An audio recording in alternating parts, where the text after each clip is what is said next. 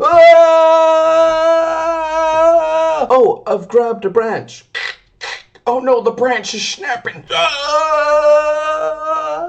In my personal opinion, the dumbest outdoor activity you can ever do is go cave diving. However, the second most dumb outdoor activity you can do is attempt the frickety while skydiving. But of course, the third most dumb outdoor activity you can do is climb Mount Everest. The worst Mount Everest deaths in human history by simple paint.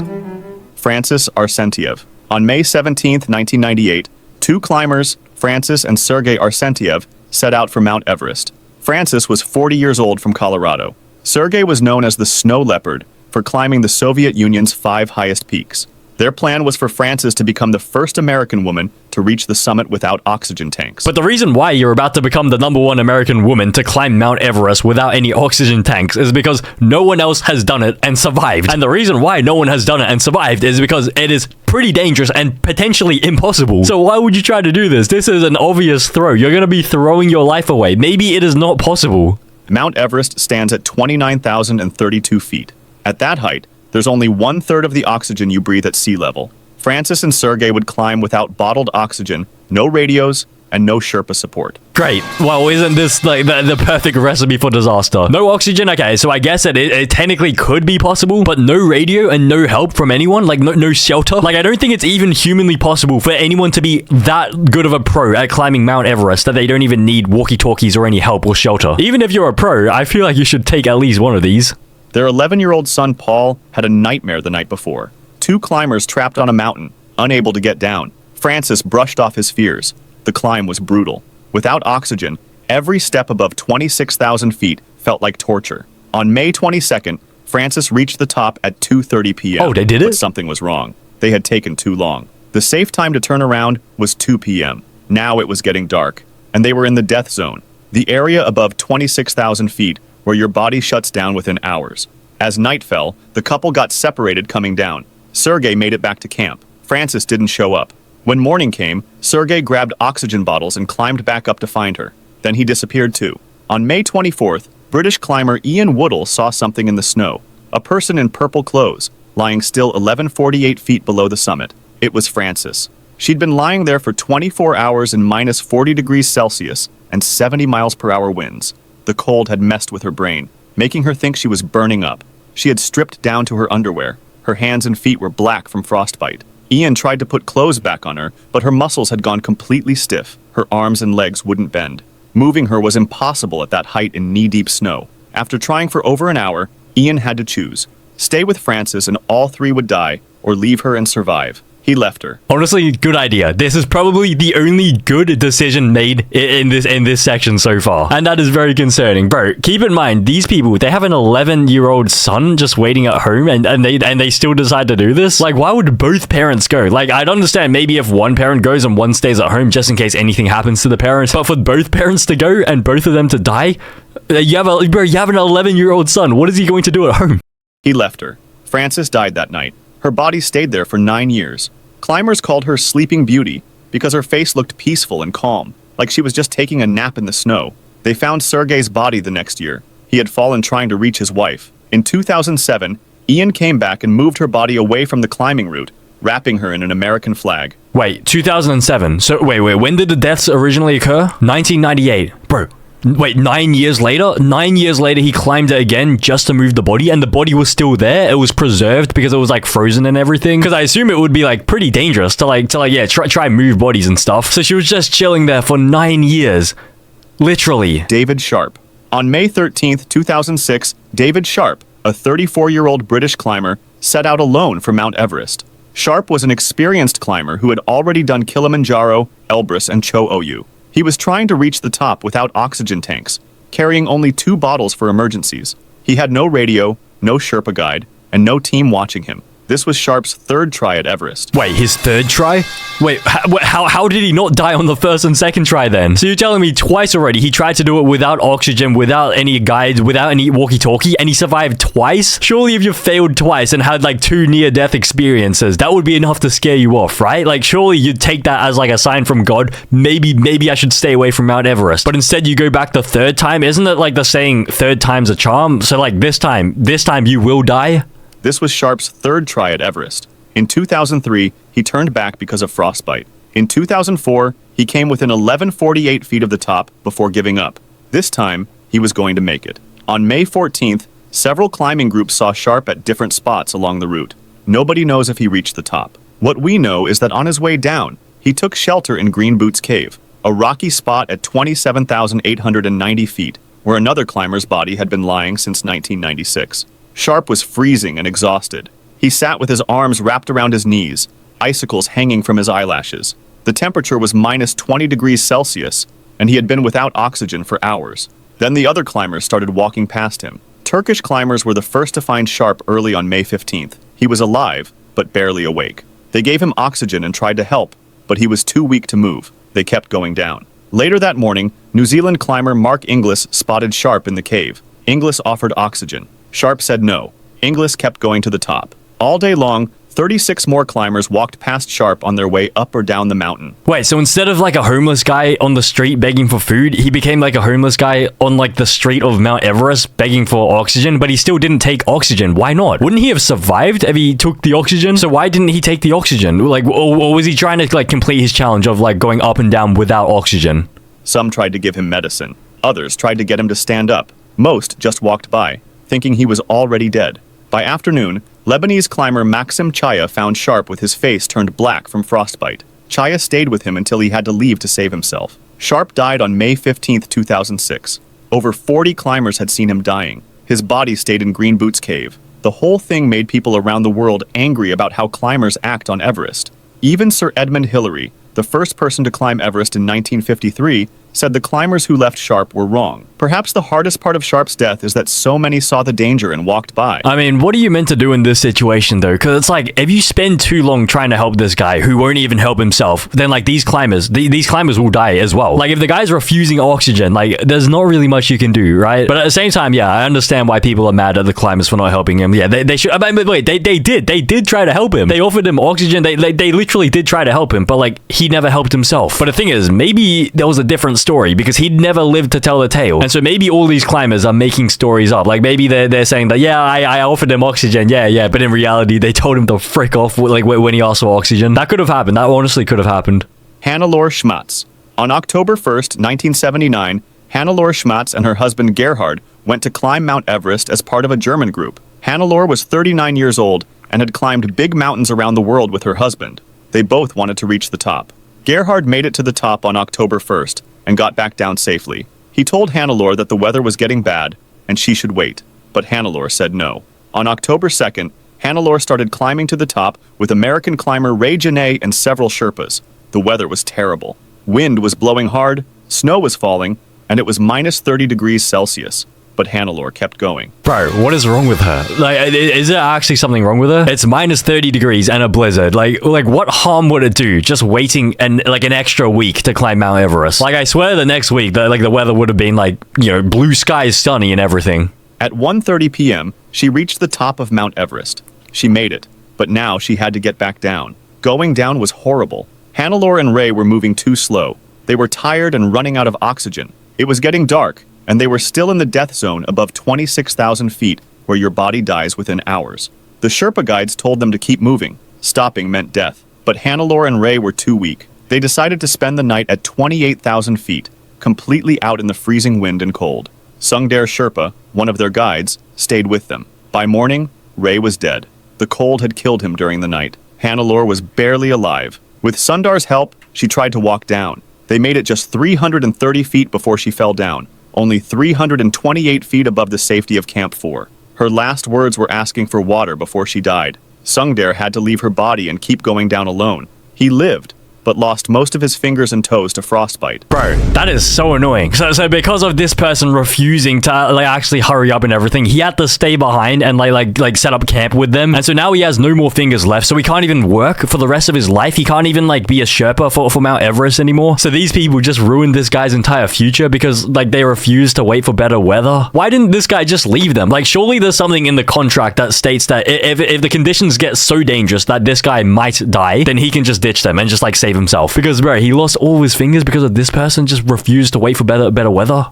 Hannelore's body stayed right where she fell. For years, she became a landmark on the climbing route. Climbers said she sat upright against her backpack, her eyes open, her hair blowing in the wind. She looked like a ghost watching everyone who walked by. In 1984, a big storm finally blew her body away, carrying her down the mountain where she disappeared forever. Hannelore Schmatz became the first woman to die on Mount Everest. Damn, that is definitely an achievement that you do not want to get ever. The first man or first woman to die on Mount Everest. Okay, that is pretty bad. But I mean, she was just frozen in time as everyone walked past her. That would have been so creepy. Like, surely someone has the guts to just pick up the body and like just bring it back down. So it's just like not like staring at everyone, just going up and down. Rob Hall.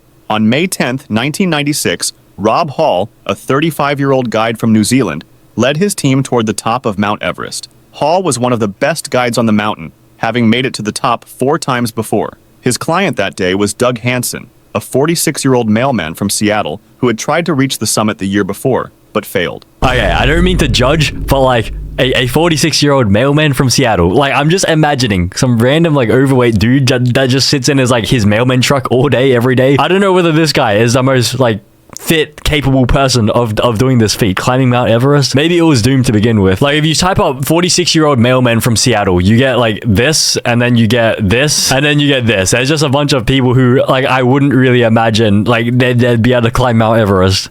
Hall's group was part of a busy day on Everest. Another team, Mountain Madness, led by American guide Scott Fisher, was also trying to reach the summit.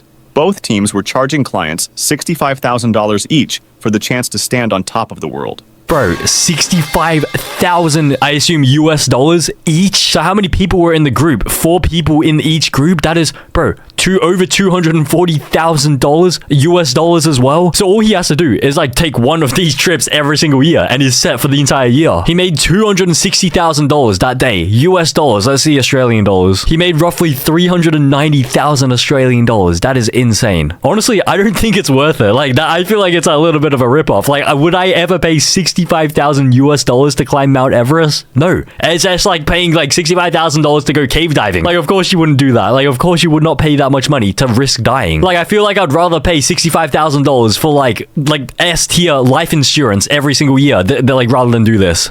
The climb started before sunrise, but problems began early. Safety ropes weren't set up at the Hillary Step, a narrow part just below the summit. This created dangerous waiting lines as dozens of climbers stood in line in the death zone above 26,000 feet. Hall had set a strict time to turn around at 2 p.m., whether they made it to the top or not. But as the day went on, that time came and went. Hansen was having trouble, moving slowly and using up oxygen fast. At 4 p.m., way past the safe time, Hansen finally reached the summit. Hall stayed with him, refusing to leave his client behind. But now they had to get down in the dark, and the weather was getting bad. But I mean, honestly, okay, I really don't blame this guy for waiting, bro. It's like 4 p.m., so I think the safe time is like 2 p.m., so they stayed 2 hours past the safe time. But at the same time, they paid $65,000 to be there. Like, imagine having to turn back early before going to the top, and then that means like the next year, you're gonna have to pay another 65,000 US dollars just to come out like back up here again. Surely there's like some sort of like booking system so that like there aren't too many people like waiting up here for a photo up there. Because that would be the most annoying thing ever. Like, you get to the top of the mountain, and then you have to wait in a line before you can like take your photo. Is it really that easy to climb Mount Everest? How are there this many people here? Then, disaster struck. A huge storm hit the mountain. Winds reached 70 miles per hour. Temperatures dropped to minus 40 degrees Celsius, and they couldn't see anything. Climbers got lost in the storm just hundreds of feet from safety. Hansen ran out of oxygen near the south summit and couldn't go any further. Hall tried to help him down, but Hansen was too weak to move. Both men got trapped by the storm at 28,700 feet. Hall called base camp on his radio all night, his voice getting weaker each time. He was slowly freezing to death, but wouldn't leave Hansen. Other guides tried to reach them, but the weather was too dangerous. On the morning of May 11th, rescue teams made one last try to save Hall. They brought him oxygen and medicine, but by then, Hansen was dead, and Hall was barely awake from the cold. Hall's last radio call was to his pregnant wife John back in New Zealand. He told her he loved her and to take care of their baby girl. Then the radio went quiet. Rob Hall died on May 11, 1996, still next to his client Doug Hansen. His body is still on the south summit of Mount Everest. The 1996 disaster killed 8 people total, making it one of the deadliest days in Everest history. Bro, he stayed by his client till the very end. He risked his client. He didn't, bro. Like, wait, what? So because he paid $65,000, he wanted to make sure his client was okay, even though like the probability of him surviving was like pretty much zero. Like he already knew he wasn't gonna survive. Like surely there's a moment in time where you realize like the probability that I'm gonna be able to get my client down safely is so low that perhaps I should just go save myself. Shouldn't he have done that? Because I feel like one person surviving and one person dead is always much better than two people dead. Like I used to do like beach surf life saving, and they always said that like before you actually, you know, swim out and save someone, you have to first check whether it's safe enough for you to go out there. Because otherwise, if you go out there and you drown trying to save this person, that's like two people dead. Compared to if you realize the situation is too dangerous for you to go out there, it's just one person dead and you're like one person still survive. Because if this guy had saved himself, then maybe like on his way down, he could have helped the other people who had like a higher probability of surviving as well. And so instead of 8 people dying in total, it could have just been one person. It could have just been this one guy. Because this guy could have helped everyone on the way down. Shreya Shah Chlorfine. On May 19th, 2012, Shreya Shah Chlorfine, a 33-year-old from Toronto, went to climb Mount Everest. Shreya was born in Nepal and grew up in India before moving to Canada with her husband. Climbing Everest had been her dream since she was 9 years old, when she flew over it in a helicopter with her parents. Bro, you're 9 years old and you're already dreaming of Mount Everest and you're in a helicopter flying over it? How rich is this person? Like, does this person come from like a mega rich, like multi-trillion-dollar family or something? How are you 9 years old and you're already flying in helicopters? When I was 9 years old, I don't think I had even gone on a plane ride yet. I don't think I'd even left my state like on a plane or anything when I was 9 years old. So perhaps if you weren't so spoiled as a child, you wouldn't have these dreams of like climbing Mount Everest.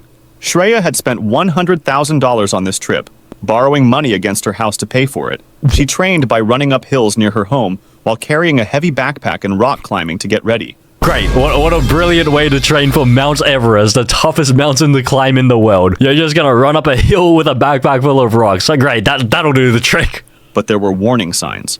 Shreya was behind in her training, and people warned she might not make it. Her husband Bruce said she never told him about these worries. On May 18th, Shreya left Camp 4, the last camp before trying for the top. She was part of a group of over 500 climbers going up the mountain that day. The death zone above 26,000 feet was crowded, and climbers had to wait in long lines. The thin air made Shreya slow down. She was one of the last climbers still going up when others were already coming down. By the time she reached the top at 2:30 p.m. on May 19th, she was way past the safe time to turn around at 2 p.m. Her team leader begged her to go back as she got weaker, but she kept going. She was going to reach the top no matter what. At the summit, Shreya stood holding a Canadian flag, smiling behind her oxygen mask. She had done it, but now she had to get back down. Going down was horrible. Shreya was moving very slowly, and her speech became weird. She couldn't think clearly. She couldn't stand up by herself. The Sherpas had to pull and carry her down the mountain. She had been climbing for 24 hours and was on her 9th bottle of oxygen. Then, to make things worse, a storm hit, making it colder and windier. Shreya fell down and couldn't go any further. Shreya Shah Chlorfine died on May 19, 2012, while coming down from the summit. Her body was found near the climbing route with a Canadian flag placed over it. Her husband Bruce went to Nepal to bring her body home. Shreya had reached her dream of getting to the top of Everest, but it killed her. But I guess it was technically a dream that she was willing to die for, because it seemed like she wanted to reach the top, like no matter what, even if it did kill her. But I mean, she had a husband and everything, and so bro, at least consider the husband. Joshua Cheruiyot. On May 22nd, 2024, Joshua Cheruiyot, a 40-year-old banker from Kenya, was climbing toward the top of Mount Everest. Joshua was trying to make history by becoming the first African to climb Everest without oxygen tanks. Joshua had been climbing mountains since he was a teenager. He had reached the top of Mount Kenya over 20 times. He climbed Mount Kilimanjaro in just 15 hours. In 2023, he became the first African to climb Mount Manaslu, the world's 8th highest mountain, without oxygen. But Everest was different. Climbing without oxygen on Everest is something less than 2% of climbers ever do. At heights above 26,000 feet, the air is so thin that most people need bottled oxygen just to stay alive. Joshua knew the risks. His Sherpa guide, Nawang, carried an emergency oxygen bottle, but Joshua had clear rules about when to use it, only if he passed out or the weather got too bad. On May 22nd, Joshua and Nawang left Camp 4 at 26,000 feet for their final push to the summit. The climb was hard. Every step without oxygen felt awful, but Joshua kept going. As they got higher, something went wrong. At Bishop Rock, just 160 feet below the summit, Joshua started acting weird. He was confused and wouldn't listen to Na Wang. When Na Wang tried to give him the emergency oxygen, Joshua said no. Joshua was so close to making history, just 160 feet from becoming the first African to reach the top of Everest without oxygen. But his body was shutting down from the thin air. Back at base camp, they lost radio contact with Joshua and Na Wang. The last message was hard to understand, but it sounded like they were in trouble. Rescue teams looked for days, but couldn't find them in the bad weather. Finally, they found Joshua's body in a crack in the ice, just 160 feet below the summit. He had died trying to reach the summit. Na Wang was never found. He disappeared trying to help Joshua. Joshua Cheruyot died on May 22, 2024. His family decided not to bring his body down and left Joshua to rest in the mountains where he belonged. Bro, he was only 49 meters away from the top as well. So I guess the lack of oxygen sort of made him go a little bit crazy towards the end. But I mean, the Sherpa helping him. Like, they never found him. That's kind of sad. I always feel so bad for, like, the Sherpas as well. Like, not only the people who die, but, like, the Sherpas, like, everyone else they bring down with them. Like, I wonder what happened. Like, probably, let's say, here's a random theory. So perhaps the Sherpa tried to force the guy to, like, have the oxygen because it was, like, very clear that he was, like, he was just going crazy. And then they had sort of, like, a bit of, like, a fight and, like a physical fight to, like, prevent him from, like, getting the oxygen. And then during that fight, Joshua fell down the crack, and then I assume the Sherpa probably also fell down the crack, but like even further down into the mountain. Scott Fisher. On May 10th, 1996, Scott Fisher, a 40-year-old American guide, led his team toward the top of Mount Everest. He had climbed some of the world's biggest mountains without oxygen. That day, Fisher's team was trying to get to the top at the same time as another group led by Rob Hall from New Zealand. Both teams were going up on the same day, making dangerous crowds near the summit. The climb started before sunrise, but problems began early. There were long waits at the Hillary Step, a narrow part just below the summit. Climbers stood in lines in the death zone above 26,000 feet, using up oxygen and getting tired. Fisher had been feeling sick for days before trying for the summit. He was tired from helping other climbers who had gotten into trouble lower on the mountain. But he kept going because his clients needed him. And also because his clients paid $65,000 per person to be here. Isn't this the same person from here, from the Rob Hall thing? They were both getting paid $65,000 per person. By the time Fisher's team reached the top around 4 p.m., they were too late. The safe time to turn around was 2 p.m. Now they had to get down in the afternoon, when the weather often gets bad. As they started going down, Fisher got sicker. The thin air was making him confused and weak, but he wouldn't leave his clients. He told his Sherpa guide to lead the clients down while he came behind. Then the storm hit. Winds reached 70 miles per hour, and it got down to minus 40 degrees Celsius. They couldn't see anything. Climbers got lost just hundreds of feet from safety. Fisher fell further and further behind. The thin air was shutting down his body. Near the Hillary Step, he told his team to keep going down without him. He couldn't make it any further. His Sherpa tried to help Fisher, but the storm was too dangerous. He had to choose between saving the clients or staying with Fisher. He left Fisher behind. When rescue teams found Fisher the next day, he was dead. His oxygen mask was around his face, but the bottle was empty. His hands were bare, and his jacket was unzipped as the cold had messed with his brain, making him think he was too hot. Scott Fisher died on May 11, 1996. His body was moved away from the main climbing route, but it is still on Mount Everest. Yeah, I'm gonna be honest, before seeing any of these Mount Everest deaths, I always used to think that, like, cave diving was more dangerous than Mount Everest. But now that I think about it, I'm pretty sure Mount Everest is more dangerous than cave diving. Why would anyone in their right mind go Mount Everest cave diving? Like, why would anyone in their right mind try to climb Mount Everest?